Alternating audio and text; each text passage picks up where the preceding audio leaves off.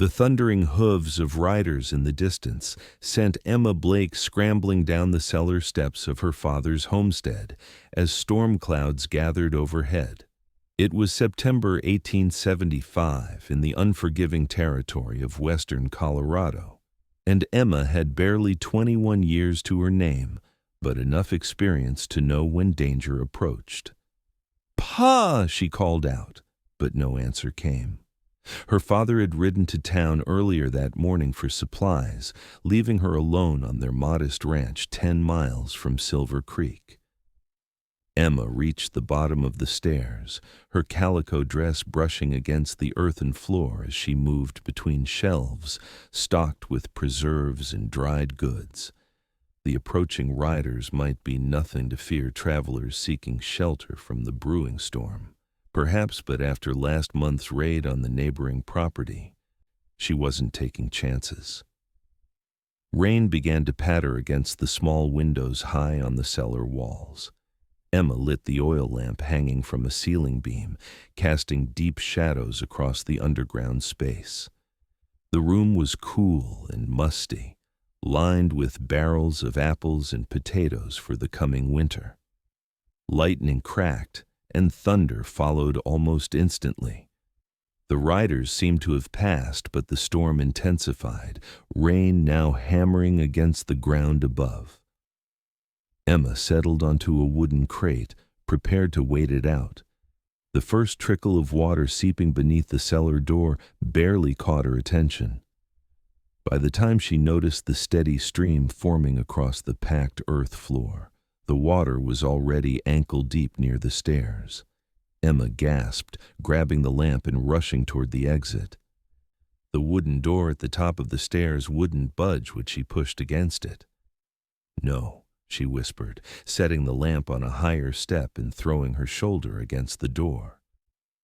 It remained immovable, as if something heavy had fallen against it from the outside. The rain was coming down in sheets now, the sound deafening. Water rose past her ankles, then her calves. Within minutes, it reached her knees. The usually dry creek bed that ran near their property must have overflowed, sending a flash flood directly toward their homestead. "Help!" Emma screamed, pounding against the cellar door until her fists ached. "Somebody help me!"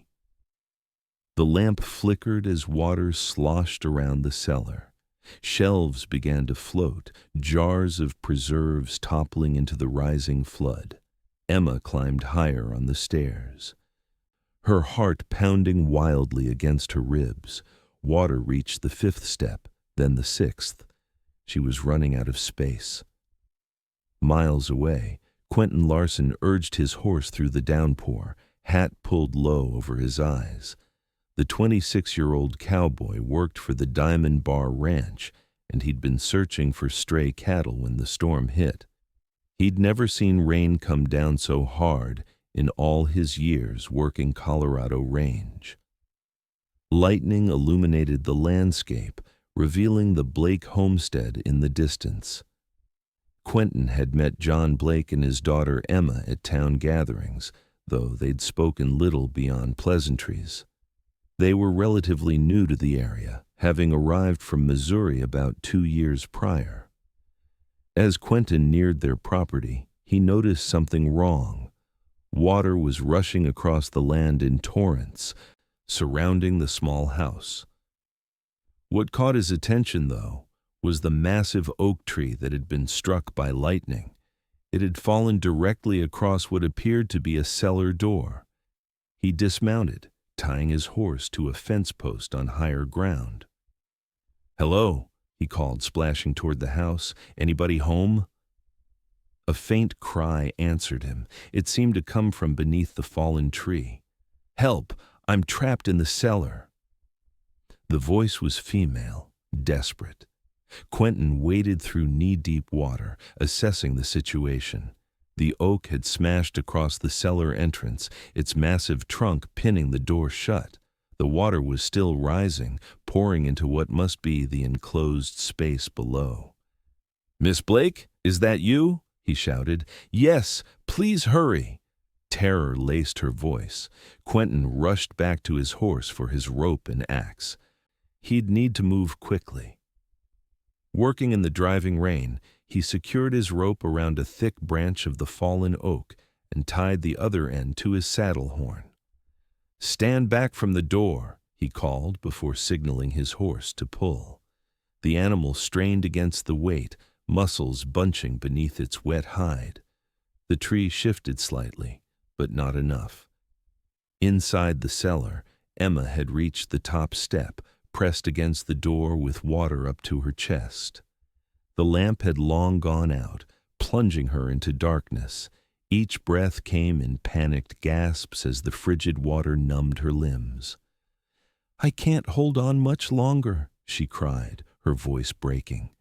Quentin heard the weakness in her voice and doubled his efforts, hacking at the smaller branches with his axe, trying to reduce the weight. His hands were raw, bleeding from the rough wood, but he barely noticed.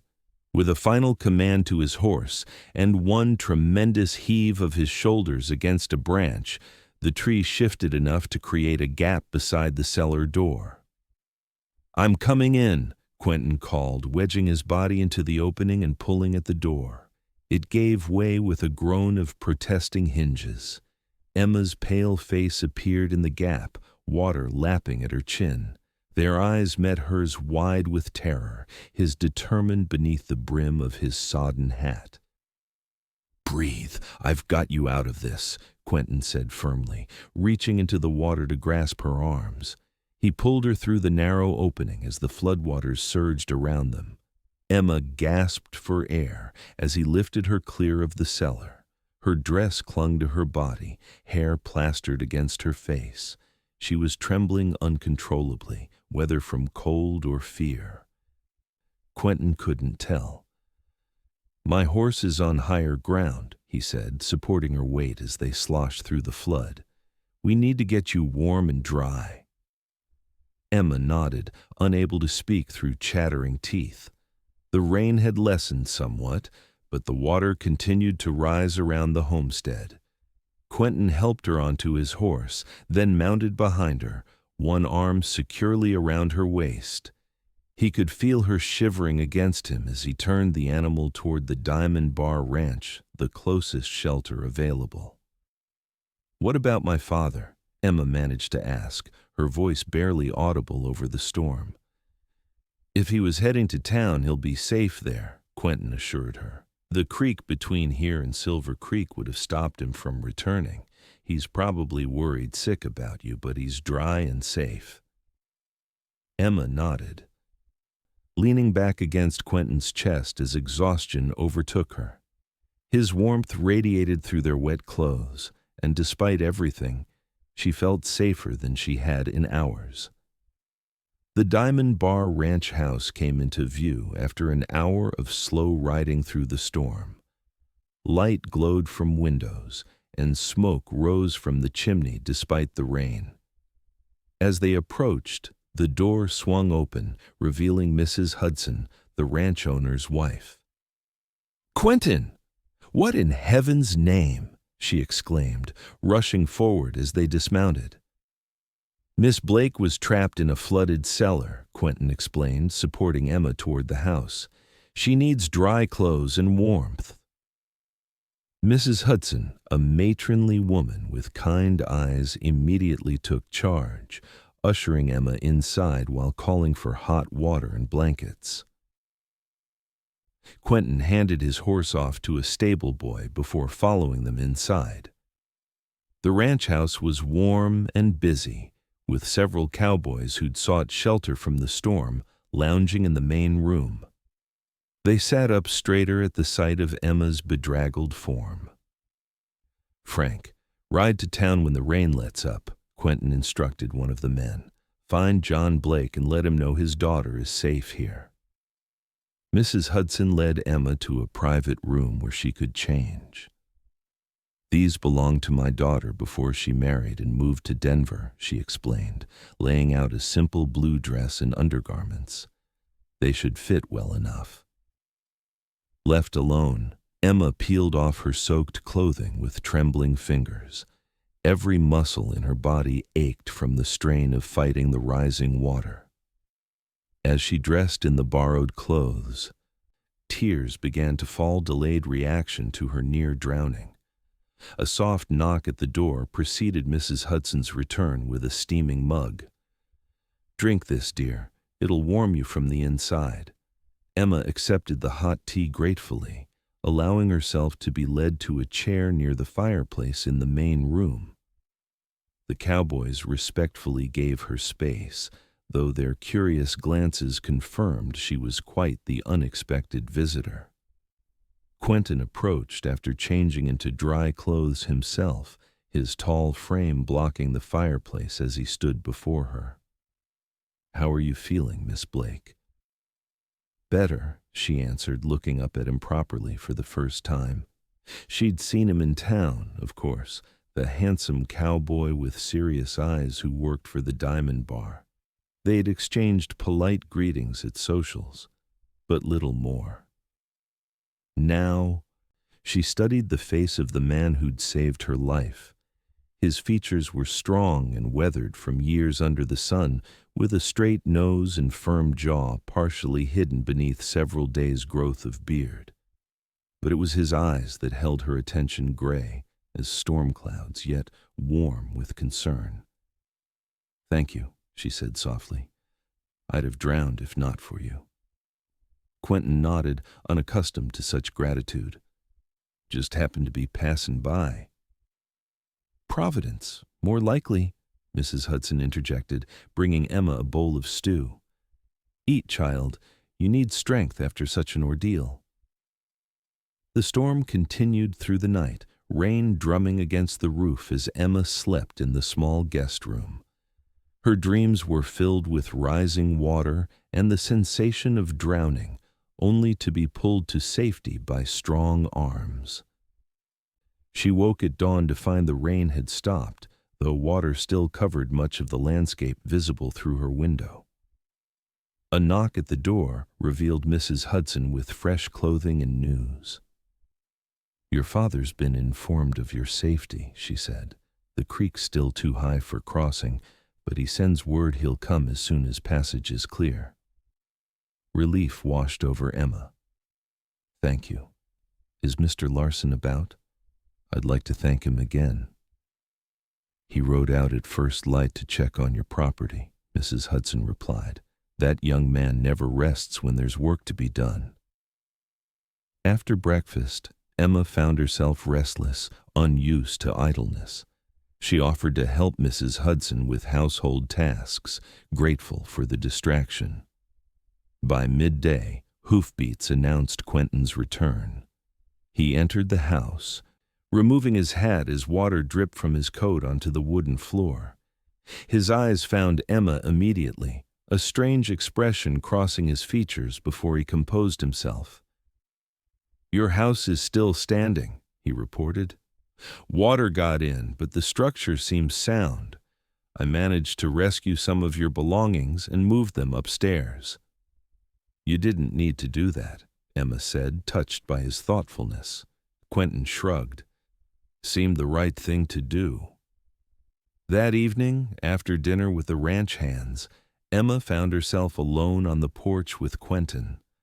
The night air was cool and fresh after the storm, stars emerging from behind scattered clouds. "Why were you out riding during such a storm?" she asked, breaking the comfortable silence between them. Quentin leaned against the porch railing. "Had some strays to round up before the worst hit. Never expected it to come down so hard."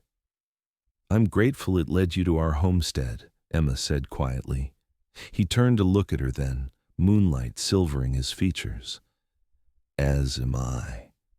3 days passed before the floodwaters receded enough for safe travel. During that time, Emma found herself drawn to Quentin's quiet strength and unassuming manner. They shared meals and conversation, discovering common ground in their love of horses and wide-open spaces. On the 4th morning, John Blake arrived at the Diamond Bar, his weathered face creased with relief at the sight of his daughter. Emma ran to embrace him, feeling tears spring to her eyes. "Thank God you're safe," John said, holding her tightly. "When I couldn't get back home." He released her to shake Quentin's hand vigorously. "I owe you a debt I can never repay, young man." Quentin accepted the gratitude with characteristic modesty. Anyone would have done the same. "But it wasn't anyone," Emma said. "It was you." As they prepared to return to their homestead, Quentin offered to accompany them. "The path might still be dangerous in places," he explained, "and you'll need help with repairs." John accepted readily, and soon they were riding toward the Blake property, Emma on a borrowed mare from the Diamond Bar's stables. The landscape showed signs of the flood's devastation: uprooted trees, debris scattered across fields, and muddy swaths cutting through previously dry land. When they crested the final hill overlooking their homestead, Emma gasped. The house stood as Quentin had said, but the surrounding land was transformed. The barn had lost part of its roof, and their small vegetable garden was completely destroyed. "It could be worse," John said pragmatically. "We still have a roof over our heads." The next days were filled with hard work. Quentin stayed, helping to repair damage and clean mud from the house. Other neighbors came too, bringing food and offering assistance in the spirit of frontier community.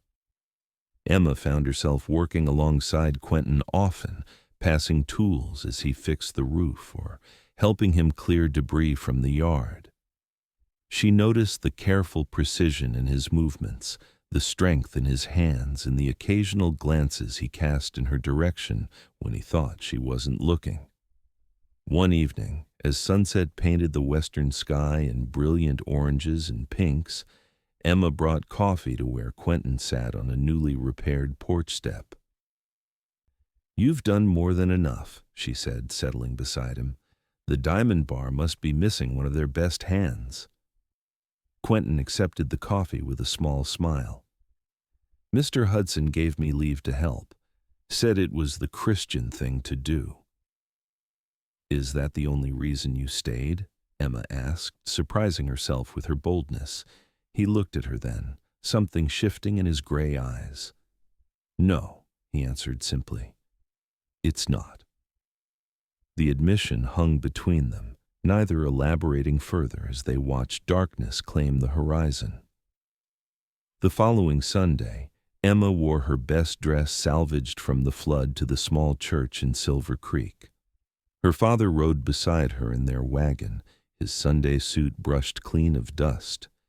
Inside the simple wooden structure, Emma's gaze immediately found Quentin sitting with other Diamond Bar hands. He nodded respectfully to her and her father before returning his attention to Reverend Parker at the pulpit. After the service, townspeople gathered outside to exchange news and greetings. Emma found herself surrounded by concerned neighbors asking about her ordeal.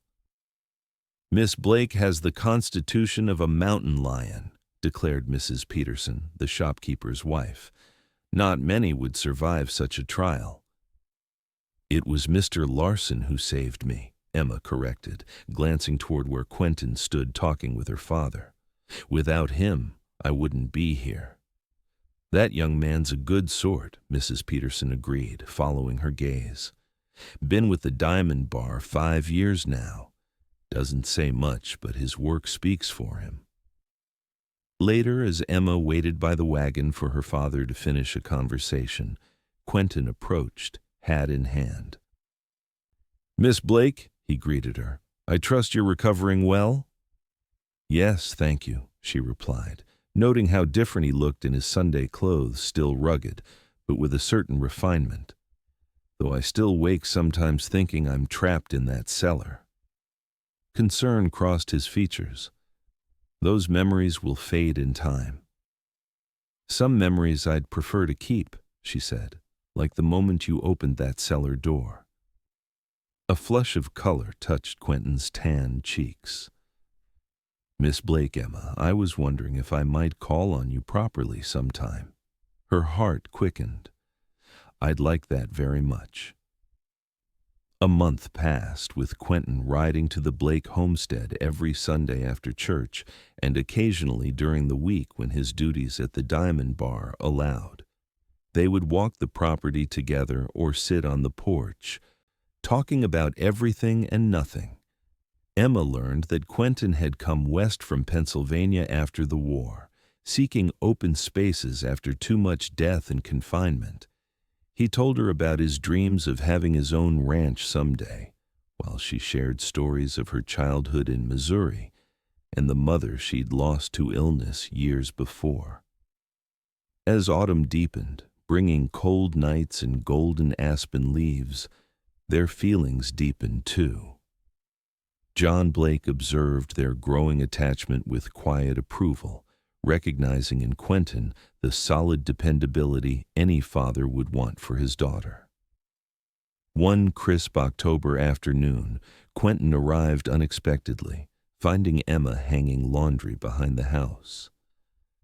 "I thought you were breaking horses today," she said, pleased by his appearance. "Finished early," he replied, taking the basket from her hands. "I wanted to show you something." Curious, Emma followed him to where his horse waited. Tied behind the saddle was a small bundle wrapped in oilcloth. Quentin untied it, carefully unwrapping the contents. Inside was a beautifully carved wooden box, its surface etched with the design of flowing water and mountains. "I made this," he explained, suddenly seeming nervous. "For you." Emma took the box with reverent hands, running her fingers over the intricate carving. When she opened the lid, a soft melody played, a simple tune box mechanism installed in the bottom.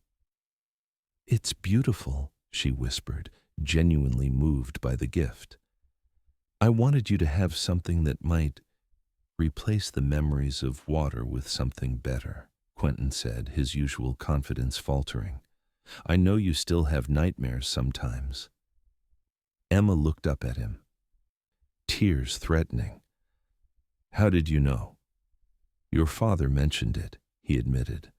"I thought perhaps a different kind of flowing sound might help."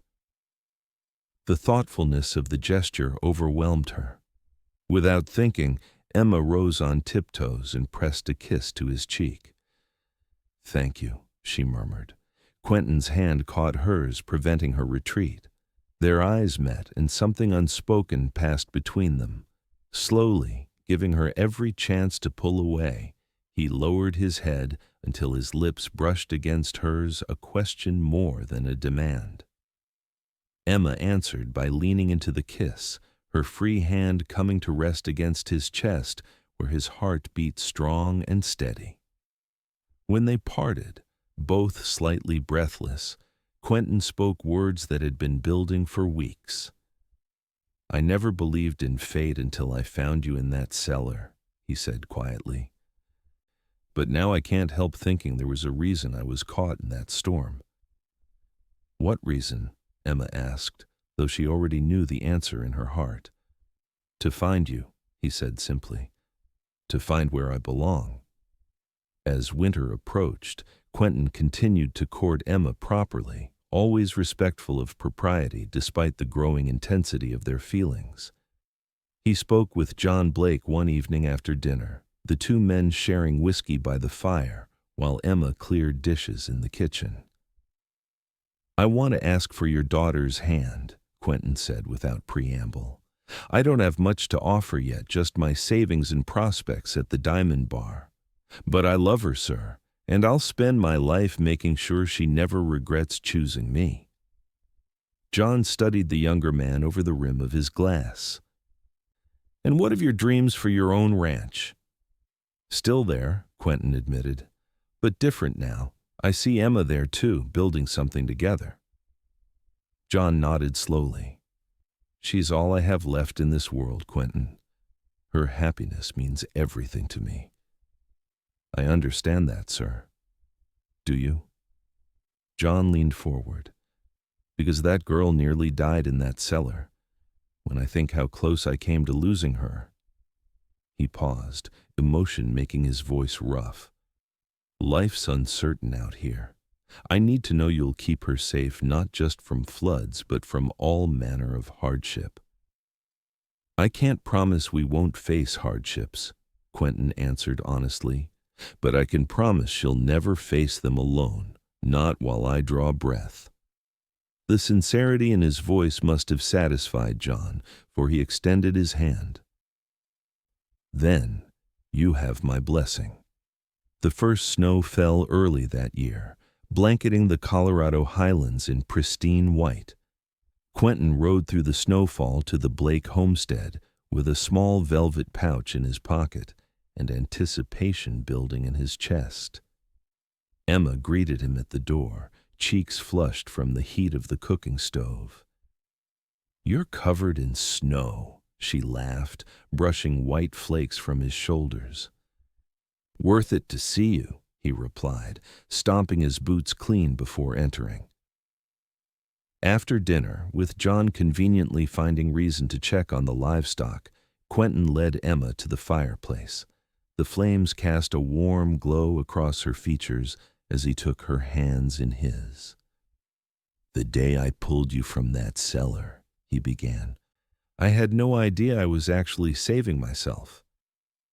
Emma's eyes widened slightly as she realized what was happening. "Before you, I was just existing, working, saving, dreaming of someday.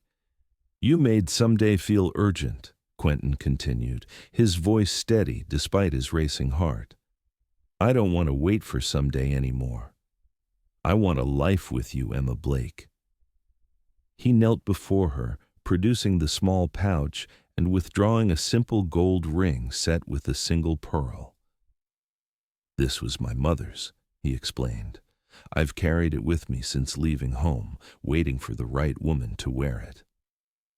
Emma's hand trembled as he held the ring poised at her finger. "Will you marry me, Emma? Will you build a life with me, whatever comes?"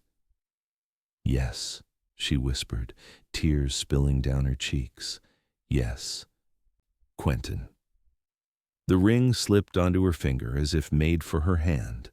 Quentin rose, gathering her into his arms for a kiss that promised a lifetime. They were married in the Silver Creek Church on Christmas Eve, 1875, with snow falling softly outside. Emma wore a new dress of deep blue wool, with her mother's lace collar pinned at her throat. Quentin stood tall in a new black suit, his usually tousled hair neatly combed. Reverend Parker spoke of providence and new beginnings as they exchanged vows before friends and neighbors. When he pronounced them husband and wife, Quentin's kiss was gentle yet filled with promise. The celebration afterward at the town hall was filled with music and laughter. Mrs. Hudson had baked a magnificent wedding cake, and even the Diamond Bar's owner made an appearance to congratulate his trusted hand. "Mr. Hudson offered me the foreman position," Quentin told Emma as they danced their first waltz as husband and wife. "Starting after the new year." Emma's eyes widened. "That's wonderful. But what about your own ranch?" "Still our goal," he assured her. "The position comes with better pay and a small house on the property. We can save faster toward our dreams." As the evening wound down, snow continued to fall, coating the world in white silence. Quentin helped Emma into the sleigh that would carry them to the small cabin he'd prepared on the edge of Diamond Bar property, their first home together. Wrapped in blankets against the cold, Emma leaned against her husband's shoulder as they glided across the snowy landscape. Stars appeared between snow clouds, and the moon cast blue shadows across the white terrain. "Are you cold?" Quentin asked, tucking the blanket more securely around her. "No," Emma replied truthfully. "I've never felt warmer." The cabin was small but welcoming, with a fire already burning in the hearth arranged by Quentin's fellow cowboys as a wedding gift. Simple furniture filled the main room, and dried herbs hung from ceiling beams, filling the air with subtle fragrance. Emma stepped inside, removing her cloak and gloves as she took in what would be their home. It was humble, but perfect a beginning. Quentin watched her from the doorway, still hardly believing this remarkable woman was now his wife. When she turned to him, smiling with such happiness it nearly took his breath away, he crossed the room in 3 strides to gather her in his arms. "Welcome home, Mrs. Larson," he whispered against her hair. Later, as they lay together beneath quilts in the small bedroom, the fire crackling in the next room, Emma traced the contours of Quentin's face with gentle fingers. "I never thought I'd be grateful for a flood," she said softly. "But without it, we might never have found each other." Quentin caught her hand, pressing a kiss to her palm. "I'd have found you somehow," he said with conviction, "even without the flood. Some things are meant to be." Spring came to the Colorado highlands, transforming the landscape once more. The snow-fed streams ran high but controlled, nothing like the devastating flood of the previous autumn. Emma stood in the doorway of their cabin, one hand resting on the slight swell of her belly beneath her apron. 4 months married, and already life was growing within her, their future taking shape in more ways than one. She watched as Quentin rode toward home, tall and straight in the saddle. His position as foreman suited him, bringing out leadership qualities that had always been there beneath his quiet exterior. Their savings were growing steadily toward the dream of their own land. As he dismounted and led his horse toward the small stable, Quentin looked up and saw her waiting. The smile that transformed his features was still new enough to make Emma's heart skip. "You're home early," she called as he approached. "Got something to show you," he replied, excitement evident in his voice. From his saddlebag he withdrew a folded document, which he handed to her as he climbed the porch steps. Emma unfolded the paper to reveal a land deed. Her eyes widened as she read the details. "This is the Watson property," Quentin finished for her. "Old man Watson's moving back east to live with his daughter. He offered me first chance at his land before putting it up for sale." Emma stared at the deed, hardly daring to believe. "But how can we afford this? I thought we needed another year of saving at least." "Your father," Quentin explained, wrapping an arm around her shoulders. "He offered to partner with us. Says he's getting too old to manage his place alone anyway. We'll combine our operations, his stock, our land." Tears filled Emma's eyes as she looked from the deed to her husband's face. "Our ranch," she whispered. "Our dream." Quentin's hand moved to rest atop hers on her belly. "For us, for our child, for the future." In October 1876, exactly 1 year after Quentin had given Emma the carved music box, their son was born in the bedroom of their new ranch house. They named him Samuel John Larson, after both their fathers. As Emma held their newborn, Quentin sat beside them on the bed, overwhelmed by the fierce love he felt for this tiny family, his family. "He has your eyes," Emma said softly, tracing a finger along the baby's downy cheek. "And your determination," Quentin replied with a smile. "Did you hear those lungs when he first arrived?" Emma laughed, then grew serious. "Do you ever think about that day, in the flood?" Quentin nodded. "Often. It reminds me how precious life is, how quickly it can change." "I was so afraid," Emma admitted. "But when you opened that door and told me to breathe, that you had me, I believed you completely." "I'll always have you," he promised, bending to kiss her forehead. "Both of you." Outside their window, autumn painted the landscape in golds and reds. Their cattle grazed on the hillside, and the ranch house stood solid against the backdrop of mountains.